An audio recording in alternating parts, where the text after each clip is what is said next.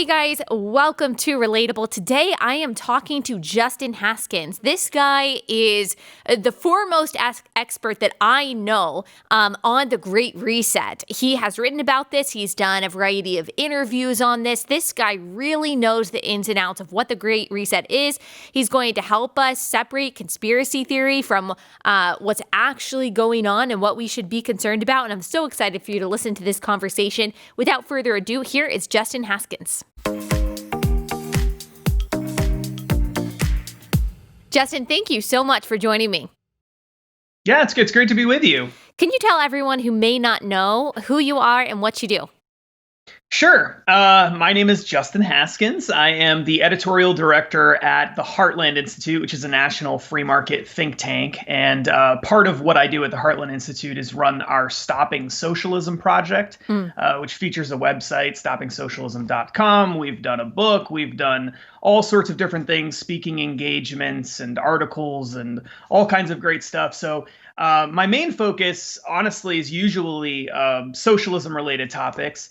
I also write a column for Fox News, and I write a lot for Fox Business and a whole bunch of other websites. I've worked for the Blaze before, so I'm a huge fan of the Blaze and Glenn Beck and all of that. So, right. So all sorts of different things. Cool. But socialism is my main topic area. Got it. And today we're talking about the Great Reset. A lot of people have been asking me to talk about this, but it's kind of hard to separate fact from fiction. I've realized, because some of it seems like straight up conspiracy theory, some of it seems legitimate. And so I'm hoping that today, because you've been talking about this a lot recently, you are able to help us kind of wade through what is true and what is not. So first, can you just set it up for us? Can you tell us what the Great Reset is? Where did this phrase come from? Is it real? Right. So the Great Reset, the modern Great Reset movement began really, at least the term the Great Reset, because it's really existed for a very long time in different forms. But the modern Great Reset movement began earlier this year, primarily at this event hosted by the World Economic Forum, which is this very large, very powerful, influential international organization, nonprofit organization based in Switzerland. They're the folks that hold that big annual Davos meeting with full of celebrities and heads of state and all of that every year. And they hosted this big meeting in June, at the very beginning of June, where they rolled out this plan for a great reset. That's the phrase that they came up with. And this great reset of the global economy, using COVID-19 as sort of the initial justification for why we needed to have this great reset of the global economy. And at this event, they had all sorts of incredibly powerful, influential people there talking openly about supporting this great reset. And some of the things that they were saying were just absolutely unbelievable. For example, the head of the World Economic Forum, this is probably one of the best quotes about the Great Reset, wrote this article right around the same time that they had this event for the World Economic Forum. And he said that the world must act jointly and swiftly to revamp all aspects of our societies and economies, from education and social contracts and working conditions. Every country from the United States to China must participate, and every industry from oil and gas to tech must be transformed. In short, we need a great reset of capitalism. And from there were all sorts of other people, Prince Charles, heads of major corporations like Microsoft, Bank of America, other people who spoke about this, international nonprofits like Greenpeace International, for example, International Monetary Fund, United Nations. I mean, you name it. If you're a really powerful person, you have come out and spoken in favor of the Great Reset in some fashion or another. And a lot of them did it at this initial event held by the World Economic Forum in June. Now, what exactly is the Great Reset? That's the question that everyone's asking. It's complicated to nail down, okay? They love to talk in these sort of big, broad, grand language about ushering in this new economic era, like you just heard from Klaus Schwab, revamping all aspects of our societies. But what exactly does it mean? Well, when you read through the massive amount of Great Reset literature speeches, presentations that they've given, it essentially comes down to two main parts. The first part is they want these big, massive social programs, the sort of things that you would normally think of when you think of Alexandria Ocasio-Cortez or Bernie Sanders or people like that. Right. Like Green New Deal, federal jobs guarantee, single-payer health care, all of that. That's one part of it. Mm-hmm. The other part of it is completely changing the way that businesses are evaluated so that businesses aren't just evaluated based on profit or how good their services are or what their customers think of businesses, but they evaluate these businesses based on those things plus a whole bunch of left-wing goals. And how woke are you, essentially, is what they're looking to do. So that the entire, and this isn't just in America, it's not just in Europe, but they want to do this all over the world. And together, these two main components are the Great Reset. So COVID was the initial justification. The economy was destroyed deliberately by government.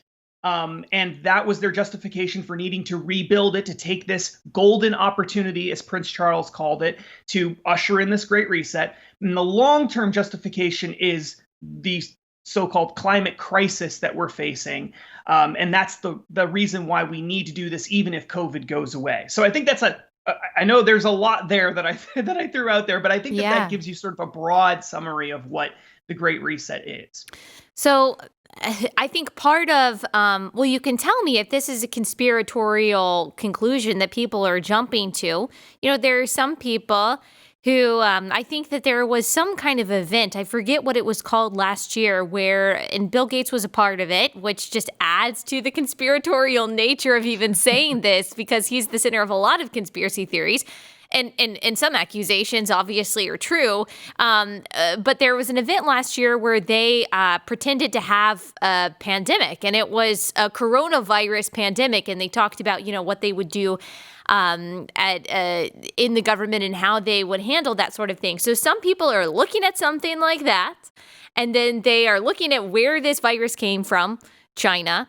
They're looking at these major organizations like the WHO, who seems to be in bed with China and actually helped China cover up part of the coronavirus in their reporting in the very beginning. And then they're hearing politicians in America at the beginning of the year, like AOC, as you were saying not the words Great Reset, but this is an opportunity. This is an opportunity to change things. This is an opportunity to push the programs that we want. And then we hear something like the Great Reset. And so in a lot of people's minds, and I think understandably, all of these things start coming together and people start to ask this question. Was the coronavirus manufactured for this purpose, to cause the Great Reset? Or are these major world economies or economists and powers using this very, this organically begun virus to pass there and push their agenda? So what is your take on that, just for the people who find themselves kind of wondering those forbidden questions? Right. So that's a great question. The event that you're referring to occurred, I believe it was in October. It was definitely in the fall of 2019. Yeah. It was called Event 201. Okay. And it was co-hosted not only by Bill and Melinda Gates Foundation, but also Johns Hopkins, which has been one of the leading voices on handling the coronavirus and all of that, and the World Economic Forum. They were also one of the co-hosts of this. And of course, they're one of the biggest supporters of the Great Reset. So it's very easy to see how having a big event just a few months before the pandemic breaks out, talking about how we would handle a big pandemic would lead to all these conspiracy theories. In my experience, and there's probably nobody on the face of the planet who's read more literature about the Great Reset than I have and has been more immersed in this than I have. My take on it is that I don't believe that there was any sort of deliberate creation of a pandemic in order to create this Great Reset. What I think was going on is that they were, and have been for many years, the same group of people, similar people, preparing for any kind of an opportunity that they could get to usher in something like the Great Reset. Mm-hmm. And this was just part of that preparation. You could probably find things in 2018, 2017, 2016, where they were doing very similar things. because they've been waiting for this opportunity for a long time. So when the pandemic came along, it was for them the perfect excuse to do the things that they've always wanted to do. They've been waiting for that moment for a long time. And sometimes they're waiting for a pandemic. Other times they've been trying to sort of manufacture this existential climate change crisis. That's been something they've been trying to do for a long, long time, to usher in many of the same programs. So I don't think that that there was any sort of a conspiracy to create the pandemic, but I do think that they were waiting, they were willing, they were eager to use the pandemic as a justification for beginning this whole Great Reset process.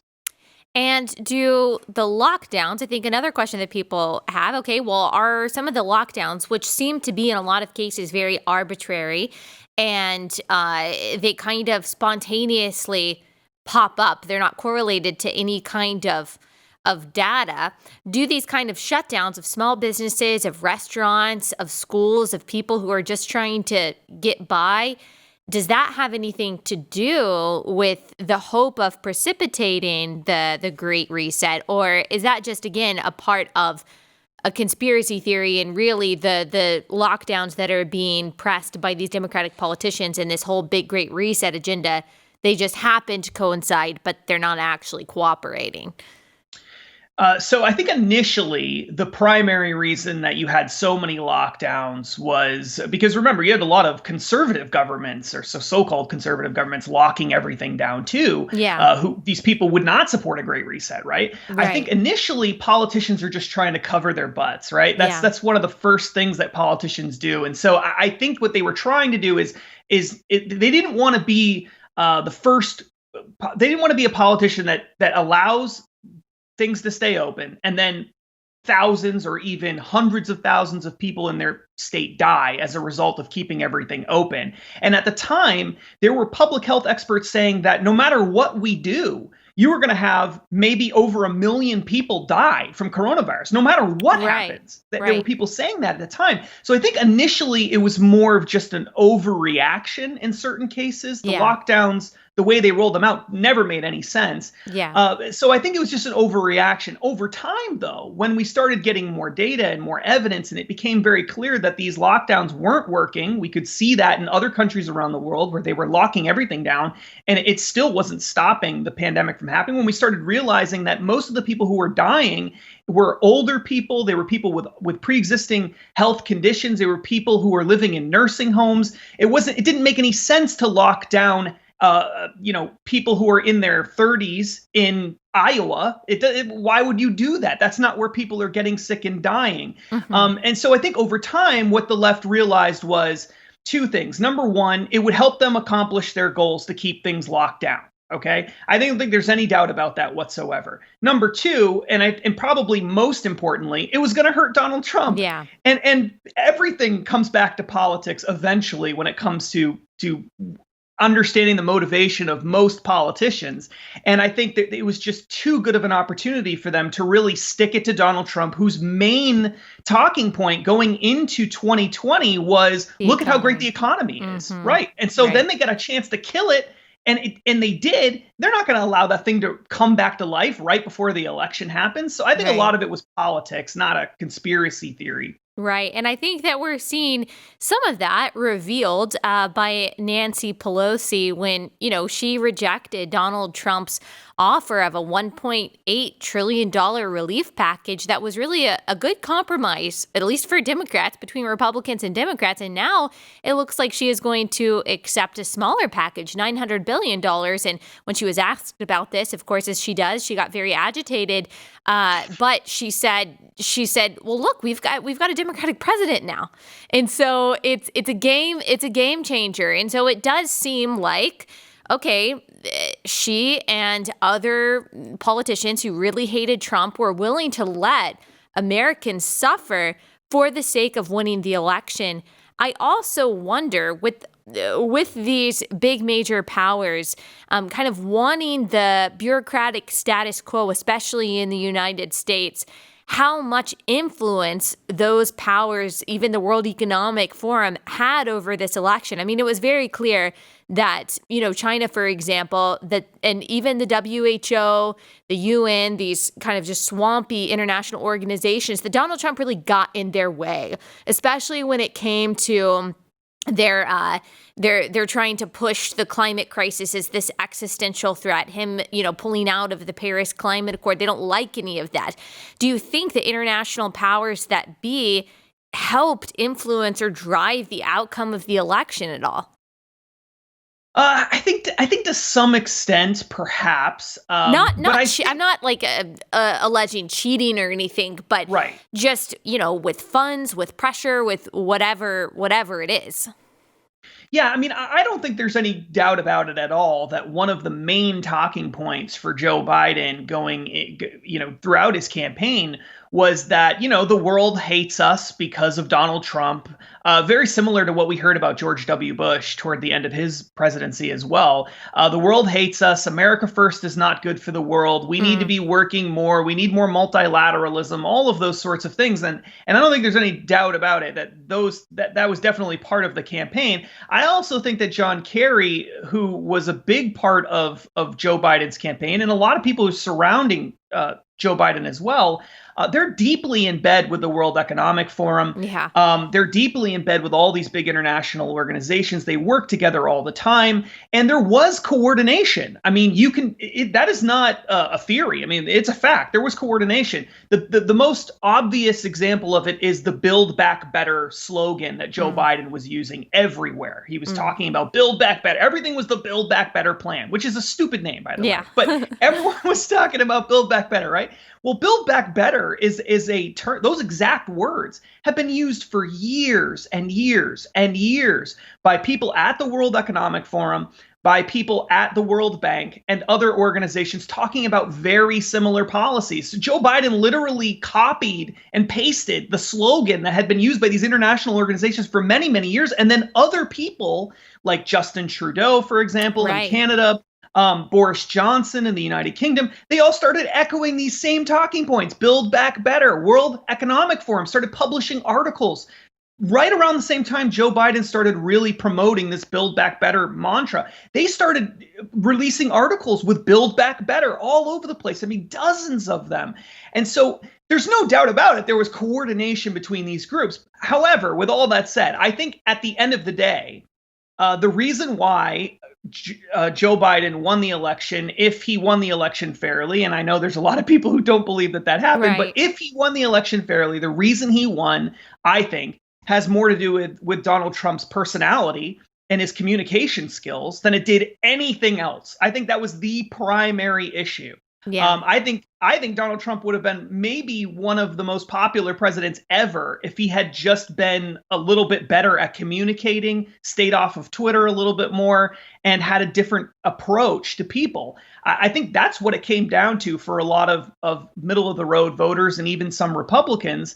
I don't know that the World Economic Forum or any of those people really swayed many voters by working with Joe Biden. I think it was all about Trump. This election was all about Trump, for better or worse. But they certainly were, even if only privately, they were certainly in favor of a Joe Biden presidency in the same way that China and a lot of corrupt powers were in favor of Joe Biden, because he does bring us back to a place of, quote, normalcy. If normalcy is, a lifelong politician who is as swampy as they come, who is going to fill his administration with people who are as swampy as they come, who are going to advance this kind of agenda, who have no qualms whatsoever with a great reset that the World Economic Forum is talking about. What is the ultimate goal? I know you talked about this in your first answer, but is the goal communism? Is the goal, one world government? That's a lot of times what people talk about. Is the goal world domination by China? Or are there people at the top who truly have, at least in their own minds, generous motivations for making what they think will make the world a better place for human beings? Right. So I think anytime you have a movement that involves so many different interests with so many different ideas, you're going to have different motivations within that group, right? This is a massive group. And so some people, so China, for example, you brought up China. I think China absolutely is focused on world domination. I think they've been focused on world domination for a very, very long time. I think they see that as their destiny, and they are somewhat involved in all of this Great Reset stuff as well. And so I think their motivation is they will do anything they possibly can to knock the United States off the pedestal. They don't want them to be the top dog. They want to be the top dog in the world. They want to set the world policy. And so they'll do anything they can to help undermine that. I think Russia, similar sort of thing, right? But when you're talking about people like Klaus Schwab at the World Economic Forum, or you're talking about John Kerry or Joe Biden or other people who have connections to the Great Reset, I think that for them, they believe that the world is a much, much better place when the elites of society are controlling society. And over time, what they've learned is what the progressive left has learned, and the socialist left to some extent as well, too, is that you can't just have these progressive policies in the United States and only in the United States, because what happens is people leave the United States, corporations leave, they go someplace else. And Europe has realized this too, right? And that's why Asia has grown so much over the past 30 or 40 years, because the labor was so cheap there. It was so easy to move overseas. And why would I produce my products in the United States with all these regulations and taxes and everything when I can go to China and do it for a lot less money? And so what they realized was we need to do this on a global scale. That's the only way we're going to be able to enact these progressive policies and socialist policies in some cases on a global scale. That's the only way we'll be able to control and manipulate everything that's going on. If we don't have an international body, international rules that are enforceable, that have some teeth, then there really is no way that we can make all of this work. And so Barack Obama especially started moving us heavily in that direction of working with the United Nations, working with all these big international institutions to come up with these gigantic international agreements that everyone was supposedly going to go along with, the Paris Climate Agreement being one of the most notable examples of that. And Donald Trump came in and was essentially a hand grenade in the room and essentially said, no, we're not doing this. We're doing America first. And I don't care what any of you people think. And he became a massive roadblock for this whole effort. And he had to be taken out of the equation. And now that they think that they've got him out of the equation, I think, it's right back to business as usual. Let's expand these things out. Let's put the elites in charge. I do believe they think that by putting all these elites in charge and giving massive power to the United Nations and people who go to the World Economic Forum meetings in Davos and all of that, that the world will be a better place. I think they genuinely believe that. They believe that they should be the ones with the power, and that, the rest of us are all just too stupid to know what's good for us. And so there's a little bit of everything there, right? They get to be super powerful, which is something that humanity has always strived for. There's always been people in society that want to be very powerful. They get to satisfy that urge, while at the same time, they get to say, I'm saving the world on top of it. And so I think there's a little bit of everything in your answer. The only thing I would say this really doesn't have anything to do with, of the things that you mentioned, was communism. I don't believe that this is communism. I think that that the AOCs of the world, for example, and the Bernie Sanders of the world would actually not necessarily be in favor of a lot of this stuff, because they don't want corporations to have more power. They don't want elites to have more power necessarily. What they want to do is just destroy the entire system, not use it to accomplish leftist goals. They want to break the whole thing down and start all over again and have a true sort of communist revolution. And that's not really what these people want. They want many of the same social programs and stuff, and they do want to control society, but they want to do it from the perspective of a person who's an elitist, who believes that they're the intelligentsia, that they are the well-educated people of the world, that they should be in control of society. And it's a more top-down approach than someone like Bernie Sanders would normally be in favor of. Well, at least in theory, I would argue that even though Bernie Sanders and AOC and Ilhan Omar, those people talk like they want to tear it down and they truly just want this equal, socialist utopian society, they are the elites. They dress like the elites. They spend money like the elites. They live like the elites. Their friends are the elites, especially Ilhan Omar with some of the stuff that's come out about how she's been paying her husband's firm. I mean, these people function like elites while also talking about the importance of equality and everyone having equal outcomes. Same thing with Kamala Harris. She came out with that video that really was a communistic idea, saying that equity means that everyone ends up in the same place. Well, not everyone has ended up in the place of being potentially the vice president-elect. So I would argue that even if the World Economic Forum and this whole Great Reset doesn't have a goal of communism, I would think that AOC and Bernie Sanders will still go along with it because they might say that they're against elites and this kind of hierarchy. But every socialist since, I mean, you know better than me, but every socialist since the beginning of time has maintained that elite status, even while the plebeians are suffering under their destructive ideas. Wouldn't you agree with that? For sure. I mean, look, there's a little bit of schizophrenia when it comes to the left in general, but especially the socialist left.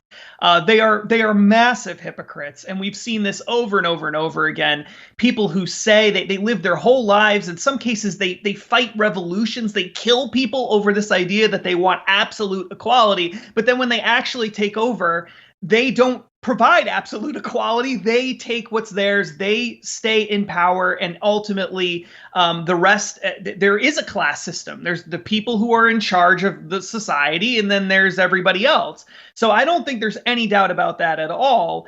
I don't know that it's conscious always, and I think they like to believe that if they actually had the power, they would do it differently. But you're right. When they actually get it, they don't ever behave that way, which is why Bernie Sanders has 3 houses. Why does Bernie Sanders have 3 houses and give no money to charity? It doesn't make any sense. Right. So yeah, I totally agree with you on that front. And I would add one more thing too about that. I mean, there's another motivation here too. Even if you were a AOC or Bernie Sanders and you don't like the idea of these big international corporations working with these big international elites and controlling society from a top-down way instead of a grassroots Marxist revolution strategy, even if you didn't like that, there's a lot in it for you to go along with it because these people are promising all sorts of big socialist government programs on top of it. The things that AOC and Bernie want, like single-payer healthcare, federal jobs guarantee, Green New Deal. Yeah. And that's deliberate. The elites are doing this on purpose. They want to create this alliance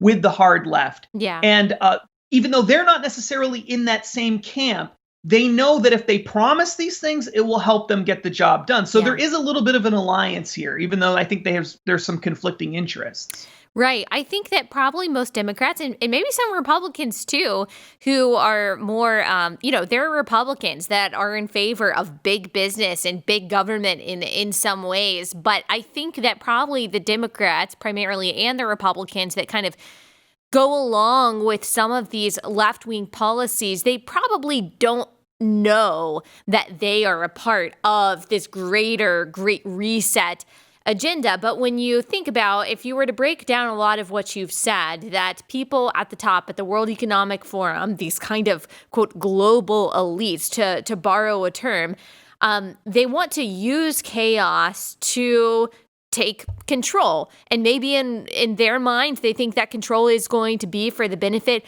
of the entire world. But you can see how there are politicians here in America who create chaos, not just physical chaos, not just chaos or economic chaos that comes from lockdowns, or physical chaos that comes from these riots and arson and looting, this stuff that has certainly been fanned into flame by some Democratic politicians, but also moral chaos. Like there is a lot of moral and I would say intellectual chaos that's coming from, for example, academia and even our public school system about, what is a woman, what is a man. Postmodernism has really turned America's youth, their brains to mush in a lot of ways. And so you can kind of see how, even maybe unbeknownst to some of the people pushing these chaotic policies, how it is advancing the agenda of, bureaucrats taking control of all of these different aspects of our lives to push this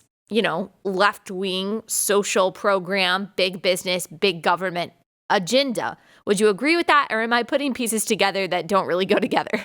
No, I think that's exactly right. Going back to what I said before about the schizophrenia of the left, the left is really bizarre when you actually start breaking down some of the factions that exist in the left. You've got radical Islamicists in the left with radical feminists. How does that make any sense? Right. How does it make any sense that you've got people who are deathly afraid of climate change, but then other people who want open borders that are going to allow lots of people to come from all over the world where they're not part of societies that are producing lots of CO2 emissions, come to the United States where they're going to produce, on average, more CO2 emissions? How is that good for society? Why do you want open borders but also gun control? How can you have those two things? They don't even make sense. So there's or all sorts defunding of the police and also gun Right. control, or defunding the police, gun control, and a reconfiguration of the suburbs. Exactly. And I know you've talked about this before, but look at feminism and the transgender movement. These two things are totally in conflict too, depending on what kind of transgender situation you're talking about. So there's all sorts of problems when you actually start looking at the pieces of it. But what they all have in common is one thing. And I think that that's what you're touching on here. What they all have in common is they know that the existing system will not allow for them to accomplish whatever it is they're trying to accomplish, and that it has to be torn down. That it has to be torn down in order to rebuild it the way they want it. And that rebuilding part is the part where they kind of disagree. That what a feminist would say is very different from someone who is aligned with radical Islamicism. They're very different ideas for how they want to rebuild society. But the point is, they need to destroy the existing society. That's the only way. They need to tear down the Constitution, tear down this concept of individual liberty. They need to tear down capitalism and private property rights in order to accomplish whatever it is their goal is. So really, the modern left, at least in the United States and throughout much of Europe, I think this is true too, is an alliance of sorts of people who don't like traditionalism. Yeah, Right. They don't like the system. And how they want to rebuild the system is different. But they don't like the system. So creating that chaos is part of that alliance. They can all at least agree on that.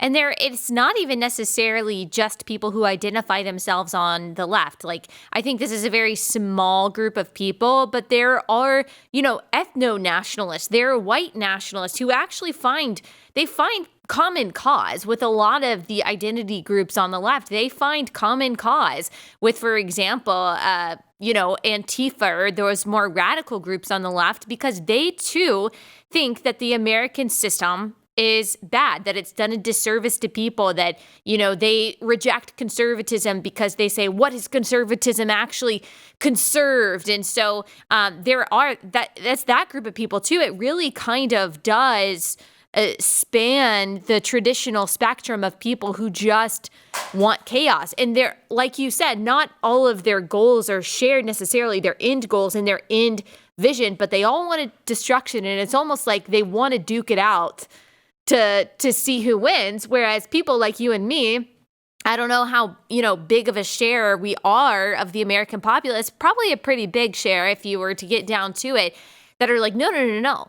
There are really good institutions in place that work that we need to preserve, like the Constitution, like, our Bill of Rights, property rights, even the idea of the rule of law being based on some general idea of biblical law, God being our moral lawgiver and our giver of rights that cannot be arbitrarily taken away by the government. This idea of self-governance. The church is good. Religion is good. Faith is good.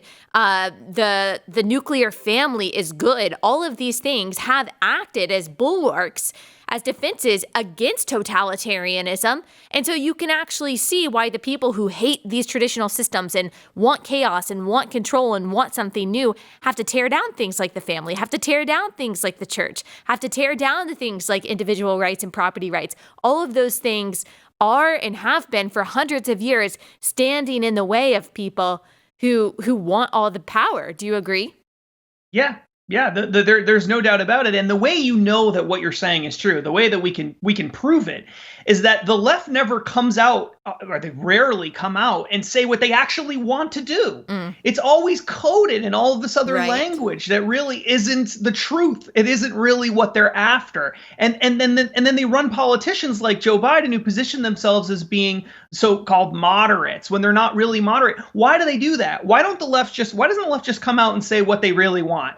Because they know that's not what most people really want. Yeah. I think there's even a sizable chunk, maybe even most Democrats don't even want a lot of the things that they're calling for. And so, we did a poll a year ago or so where we asked people, likely voters, what they thought of socialism, for example, and a whole bunch of other sort of authoritarian things related to socialism. And the majority of Democrats didn't even support the vast majority of these things. Yeah. Not even the majority of young Democrats in some cases supported them. So this really is a fringe group within the Democratic Party that's driving the agenda and the narrative, and they're able to do it because they control all these institutions in society, like the media, which is super dishonest and not telling people the truth about what this fringe group really wants. Hollywood, the music industry, all of that stuff, their academia, they're all in bed with each other. They're all pushing a much more radical agenda than they're presenting to the public. And then you get people who just watch ABC News every night, and all they see are these little snippets of Donald Trump saying something that, is oftentimes taken out of context. It isn't said the best way that he possibly could, or he's fighting with people or whatever. And that's what they think politics is. And they're not even paying attention to what many people on the left are trying to do. And we saw this with the Black Lives Matter movement. Maybe this was the best example of it, is how often were people on our side of the issue talking about what the Black Lives Matters organizations were calling for and how radical it was. I mean, really radical, extreme ideas, right? But the media never talked about those things. They kept it to whatever the most basic, simplistic thing we want racial equality. Well, yeah, I want racial equality too. Yeah. I want equal rights under the law. Right. Who's opposed to that? But you don't want to abolish prisons and abolish the police, which is what they were calling for. But you're right. I would say a lot of outlets didn't want to say that because they know that criticizing an organization like Black Lives Matter, you're going to be characterized as a racist, which is the worst thing that you can be called. No one wants to be considered a racist. And so it's very clever, these tactics of if you speak out against any part of this chaotic agenda, then it's actually because you're a bigot and you're on the wrong side of history. And it's also interesting how they point to the bombastic nature of Donald Trump, which he is bombastic in a lot of ways. You and I agree on that. And they say this is what an authoritarian looks like. He has an authoritarian personality. Meanwhile, the authoritarian policies are not coming from Donald Trump. The policies that are really going to affect our lives, that are more authoritarian in nature, are coming mostly from the other side of the aisle. Yeah. I mean, what Donald Trump was called a fascist more times by people who actually support fascism than anyone probably in history. Right. It was unbelievable how often he would be labeled a fascist. And then you say, well, what is it exactly that Donald Trump did that, was fascistic? I mean, what did he do that was evident of fascism? And people couldn't even answer the question because the truth is they didn't have any clue why they even believed that he was a fascist. Or they don't know. Go ahead. No. Then you had people actually calling for fascism to varying degrees, without making realizing. those same accusations, right? Not even realizing that they're actually fascists. It's unbelievable. Well, there's certainly been a bait and switch. I realized, when I ask people who message me on Instagram saying, "Oh, Donald Trump's a fascist," and I ask them why, they typically send me some kind of unsourced meme or one sheeter that, I don't know, went around on social media and they found, or someone emailed to them or sent to them that, again, doesn't actually have any basis in primary sources. But one of the things that is always said is putting your country first, that nationalism is a form of fascism, I guess, because, they see Hitler as being a nationalist, but Hitler was an ethno-nationalist, obviously. He had other very racist tendencies as well. But I think that is also a product of American education and a product of Barack Obama's presidency, that the idea of loving your country and putting the interests of your country first is nationalistic, which in turn is evil and fascistic. And obviously, It's not like if you put it on a smaller scale, someone who is the mayor of St. Louis saying, "Look, I think St. Louis is the best city in the world, and I'm going to put the interests of St. Louis before I'm going to care about the interests of Tulsa because that's not my job. I'm going to take care of the people here." You wouldn't fault that mayor for being a fascist. You wouldn't say that they're crazy. No, you would say, "Oh, they love their constituents. They love the people in their city." And yet, because Donald Trump talked about America first and putting America first, I think people have just been conditioned to believe that that is some like Nazi-like idea, and that could not be further from the truth. It's pretty crazy. Yeah, it is pretty crazy, and I think you're exactly right. They equate nationalism or a love of your country with racism, with fascism, with all of these things. Now, obviously, fascism, historically speaking, in the 20th century, was closely correlated with nationalism, with ethno-nationalism specifically. You're right. There's no doubt about that at all. But they were also socialists too. Yeah. they weren't free market capitalists. Yeah. They weren't libertarians. I mean, these people were socialists. That's what made the fascism so dangerous, is that they were using the power of government to impose their will on everybody's life. That's what made them fascist. And Donald Trump has never done that. I mean, the vast majority of his policies, not every policy has been perfect, obviously, but the vast majority of his policies have reduced the size of government, reduced the number of regulations, reduced the control of government in our lives, reduced tax rates, etc. These are not fascistic in any sense of that word. But you're 100% right. What the left has done is it's become predominantly a globalist movement.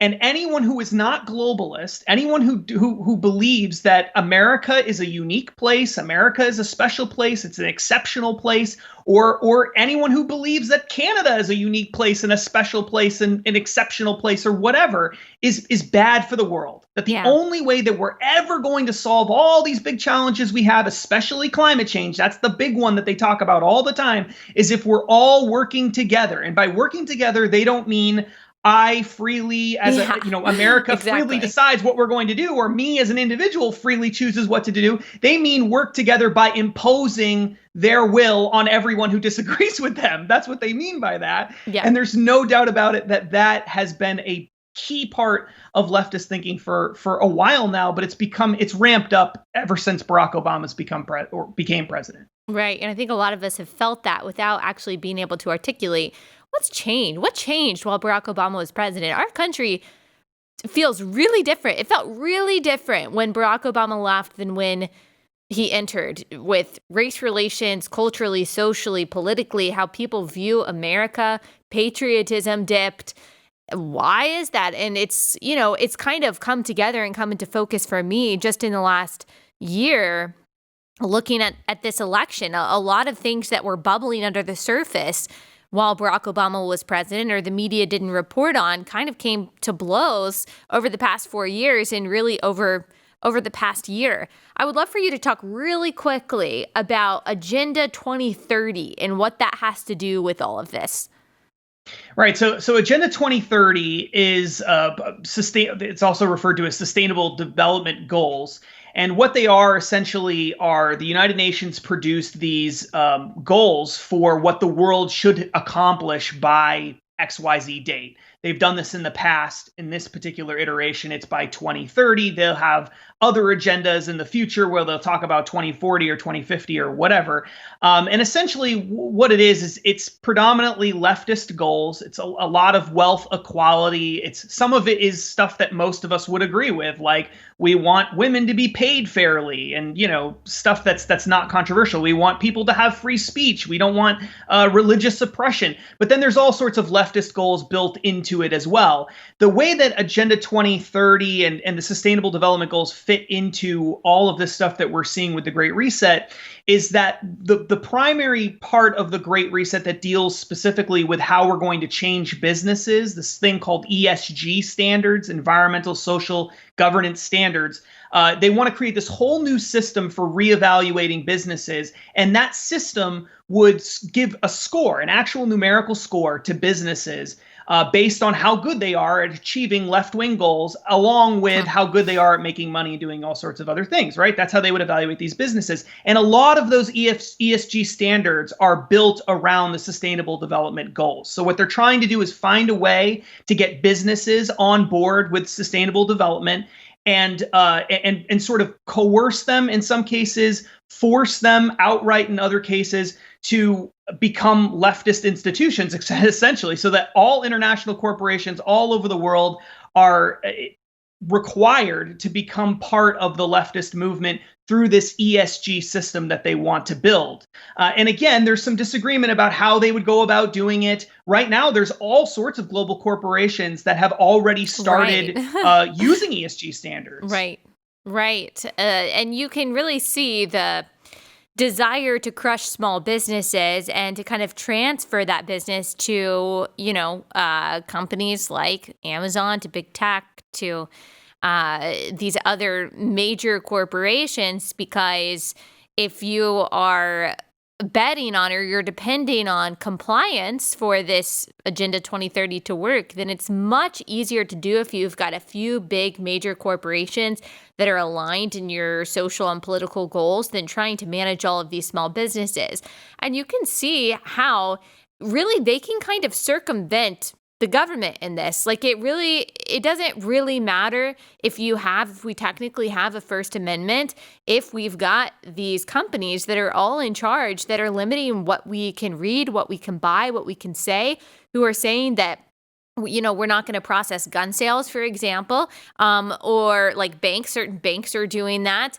Or if they're saying, we're not going to distribute this kind of book, or we're not going to publish this kind of science. We already see some of that happening.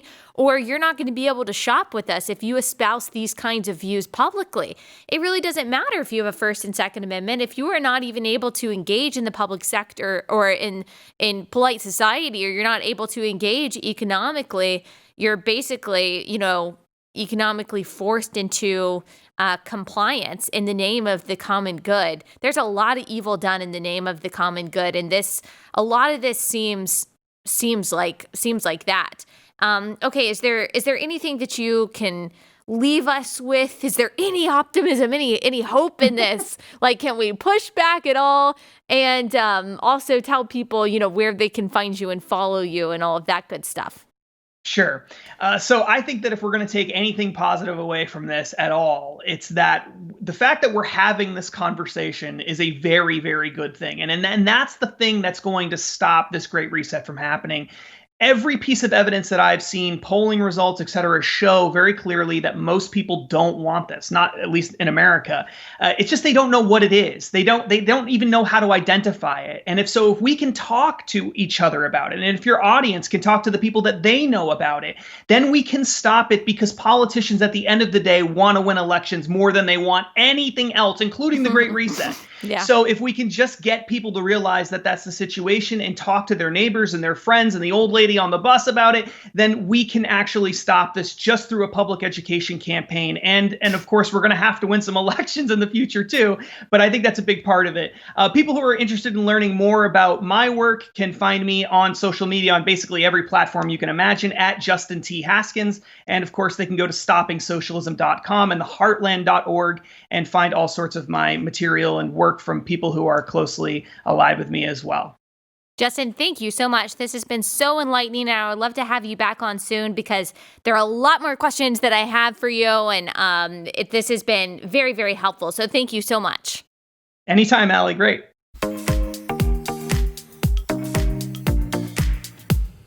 Guys, I hope that you enjoyed that conversation. So I didn't have time to say this in the interview, but I was thinking towards the end there just how important, when we're talking about pushing back against a global agenda that a lot of us disagree with, that is talking about threatening and tearing down not just the institutions that we hold dear, but also our individual rights. Things like individual liberty, like the Second Amendment, like the First Amendment, really get in the way of this kind of top-down control. It gets in the way of this kind of agenda. The family gets in the way of this kind of agenda, because if you are receiving your values and your protection and your provision from a small family unit, then you are less likely to depend on the state. And the more state dependence they have, the more government dependence they have, the easier it is for them to get governments and for them to get people to comply, for them to kind of conglomerate all of their power to be able to advance the agendas that they want to advance. That's why conservatism and conserving the family and conserving individual liberty and conserving our constitutional values and the rule of law, faith, religious liberty that allows us to practice our faith freely. That is why we stand as an obstacle to rampant leftism.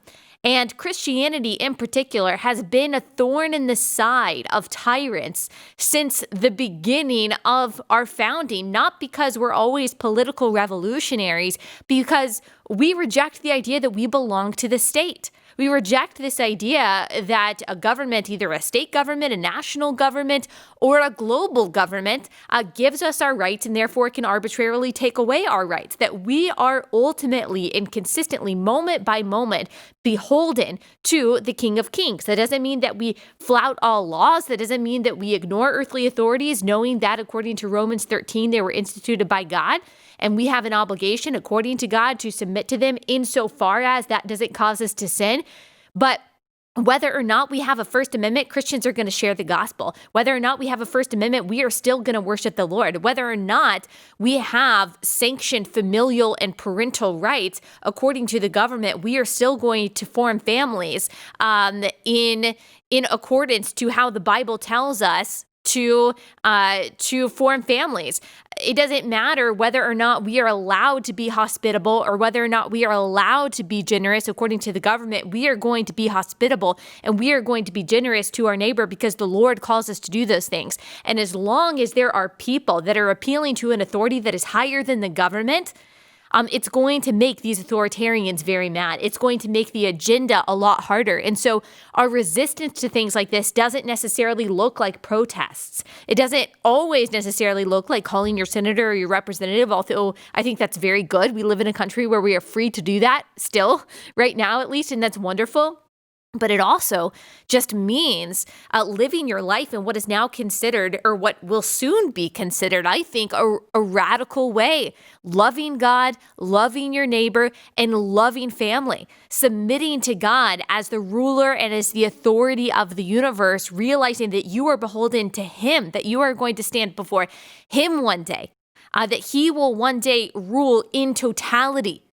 And that at the end of the day, that is who we must fear and that is who we must follow. And so that looks like living your life moment by moment, even in what seems like the dreary seasons of life or the monotonous moments of your day, in submission to Christ, in obeying Him in everything you do, as a mom, as a wife, as a friend, as a church member, as an employee, glorifying Christ in everything that we do and submitting to His authority in everything we think, say, and do is the best resistance to tyranny that we can possibly do. That's what Christians have been doing since our founding, and that is how we have been so annoying and agitating to tyrants and dictators for thousands and thousands of years, and may we press on for the glory of Christ. Okay, that's all I've got today. I hope that at least